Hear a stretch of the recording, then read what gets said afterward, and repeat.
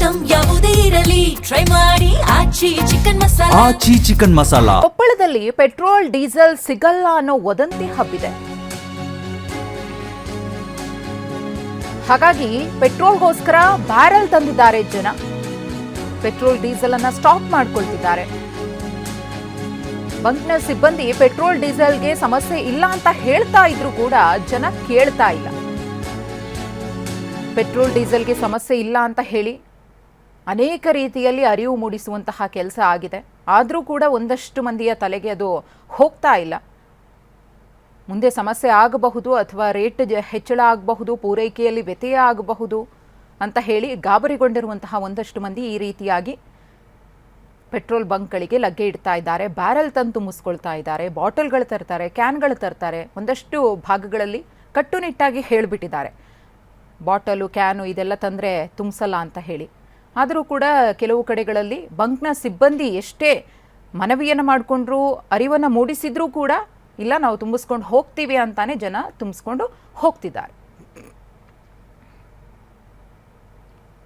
ಗದಗ ಜಿಲ್ಲೆಯಲ್ಲಿ ಸಿಲಿಂಡರ್ ಕೊರತೆ ಮುಂದುವರೆದಿದೆ. ಸಿಲಿಂಡರ್ ಸಿಗದೆ ಹೋಟೆಲ್ ಮಾಲೀಕರು ಕಂಗಾಲಾಗಿದ್ದಾರೆ.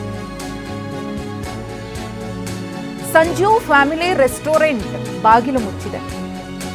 ವಿಜಯಪುರ ಹುಬ್ಬಳ್ಳಿ ಹೈವೇಯಲ್ಲಿರುವಂತಹ ಹೋಟೆಲ್ ಇದು.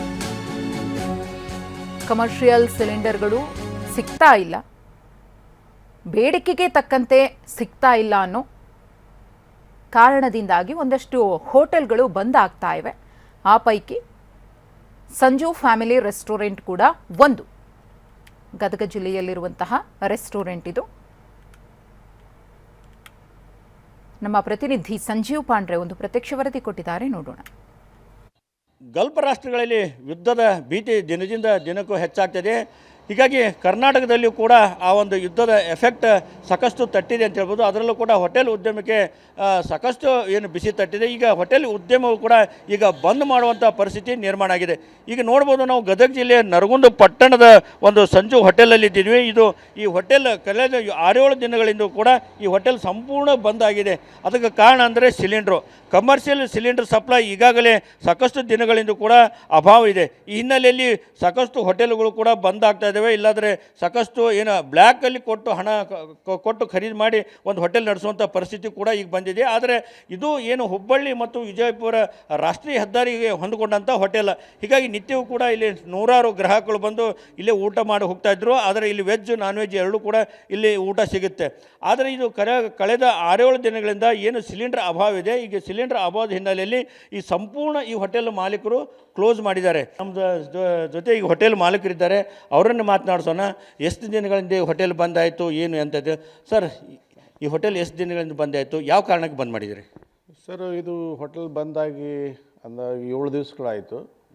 ಇದಕ್ಕೆ ಮೂಲ ಕಾರಣ ಗ್ಯಾಸ್ ಸಿಲಿಂಡರ್ ಸಿಗ್ತಾ ಇಲ್ಲ. ಒಂದು ಇಂಡಾನೇ ಕೊಡಬೇಕು, ಇಲ್ಲಕಂದ್ರೆ ಟೋಟಲ್ ಗ್ಯಾಸ್ ಅಂತಿದೆ, ಗೋ ಗ್ಯಾಸ್ ಅಂತಿದೆ. ಈಗ ನಾವು ಬುಕ್ ಮಾಡಿದ ಮೇಲೆ ಕೊಡ್ತೀವಿ ಅಂಥೇಳಿ 6 ದಿವಸ ಆದರೂ ಇಲ್ಲ, 7 ದಿವಸ ಆದರೂ ಇಲ್ಲ. ಆಮೇಲೆ ನಾವು ಒಂದು ಲೇಬರ್ಗೆ 1400-1500 ರೂಪಾಯಿ ಲೇಬರ್ಗಿದೆ. ಒಂದು ಲೇಬರ್ಗೆ 800 ರೂಪಾಯಿ 400 ರೂಪಾಯಿ ಇವೆಲ್ಲ ಕೊಡ್ಬೇಕು ಪರ್ ಡೇ ಊಟ ಕೊಟ್ಟು. ಸೊ ಆ ಹೊರೆ ನಮ್ಮ ಮೇಲೆ ಭಾಳ ಬೀಳಕತ್ತೈತಿ. ಸೊ ಹೀಗಾಗಿ ಅದು ಯಾವಾಗ ಕ್ಲಿಯರ್ ಆಕೈತೆ ಆಗಲಿ ಅಂಥೇಳಿ ನಾವು ಎಲ್ಲ ಲೇಬರ್ನ ಊರಿಗೆ ಕಳಿಸಿಬಿಟ್ಟೇವೆ ಸರ್. ಆಮೇಲೆ ಇಲ್ಲಿ ನರಗುಂದಾಗ ಆಲ್ಮೋಸ್ಟ್ ಆಲ್ ನಾವು ನೆಕ್ಸ್ಟ್ ಏನು ಮಾಡಬೇಕು ಅಂತ ಕೇಳಿದಾಗ ನಾವು ಈ ಸೌದೆ ಒಲೆ ಗ್ಯಾಸನ್ನು ಪ್ರಿಪೇರ್ ಮಾಡ್ಬೇಕಂತೇಳಿ ತಯಾರಿ ಇಟ್ಕೊಂಡೇವಿ. ಆಮೇಲೆ ಹೊಳ್ಳಿ ಇದು ಡೀಸೆಲ್ ನಿರ್ಮಿತವಾದಂಥ ಸ್ಟೋವ್ಗಳನ್ನು ಬರ್ತಾಯಿವೆ ಮಾರ್ಕೆಟ್ನಲ್ಲಿ, ಅದ್ರ ಕೂಡ ಗಮನ ಕೊಟ್ಟಿದ್ವಿ. ಬಟ್ ಈ ಸಿಲಿಂಡರ್ ಇಲ್ಲದ್ರಿಂದ ನನ್ನ ಹೋಟೆಲ್ ಇತಿಹಾಸದಾಗ 7 ದಿವಸ 8 ದಿವಸ ಬಂದ್ ಮಾಡಿದ್ದೆ ಫಸ್ಟ್ ಟೈಮ್. ನಾವು ಬೇಕಾದಂಗೆ ಅದು ಐತೆ ಅಂದರೂ ನಮ್ಮ ಹೋಟ್ಲಲ್ಲಿ ಕಡೆಗೆ ಚಪಾತಿ ರೊಟ್ಟಿಯಾರ ಕೊಡ್ತಿದ್ವಿ, ಅನ್ನ ಸಾರಾರ ಕೊಡ್ತಿದ್ವಿ. ಬಟ್ ಗಿರಾಕಿ ಆ ಮೂಡ್ನಾಗಿಲ್ಲ. ಬಸ್ ಸ್ಟ್ಯಾಂಡಲ್ಲಿ ಇರ್ತಕ್ಕಂಥ ಎಲ್ಲ ಸಣ್ಣ ಪುಟ್ಟ ಅಂಗಡಿಗಳು ಅವು ಸಲ ಬಂದಾಗಿಬಿಟ್ಟಿದ್ದಾವೆ. ಸೊ ನಾವು ಇದನ್ನು ನಡೆಸಬೇಕಂದ ಹೊತ್ತಿನಾಗ ಆರ್ಥಿಕ ಹೊರೆ ಭಾಳ ಆಗತ್ತೆ ನಮ್ಗೆ. ಪರ್ ಡೇ 3000-4000 ರೂಪಾಯಿ ನಮ್ಮದು ಖರ್ಚು ಇರ್ತದೆ. ಸೊ ಆ ರೀತಿಯಿಂದ ನೋಡಿದಾಗ ಬೇಡ ಬಂದ್ ಮಾಡು ಅಂಥೇಳಿ ಬಂದ್ ಮಾಡಿದ್ವಿ. ಎಲ್ಲ ಲೇಬರು ತಮ್ಮ ಊರಿಗೆ ಹೋಗಿದ್ದಾರೆ. ಮೋಸ್ಟ್ಲಿ ಇನ್ನೊಂದು 2-3 ದಿವಸದಾಗ ಬರ್ತಾರ ಅಂತ, ಸಿಲಿಂಡ್ರೆ ಬರ್ತದಂತ ಐತಿ.